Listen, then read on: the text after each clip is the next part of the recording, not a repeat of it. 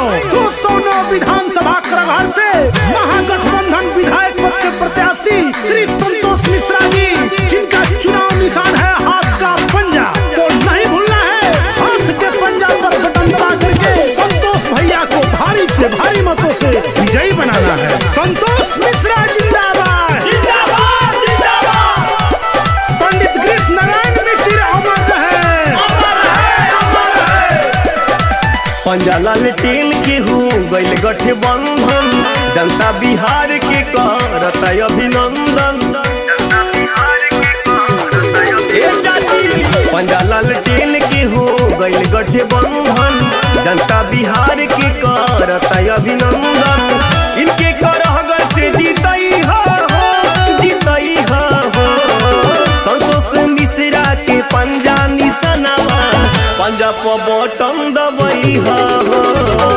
मांगी आशीष चाची छूके चरनिया, इनके विधायक बनई हो।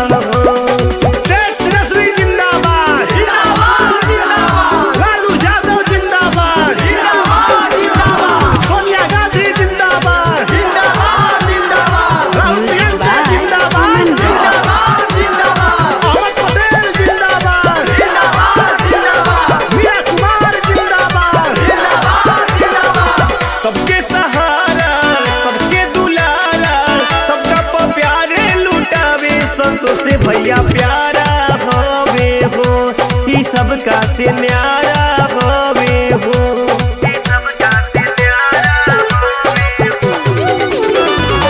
सबके सहारा, सबके दुलारा, सबका प्यारे लुटावे संतोष भैया प्यारा होवे हो, ई सबका से न्यारा होवे हो। बिगुल विजय के बजई हो, बजई हो। संतोष मिश्रा के पंजा निशानवा, पंजा पर बटन दबई हो। मांगी आशीष चाची छूके चर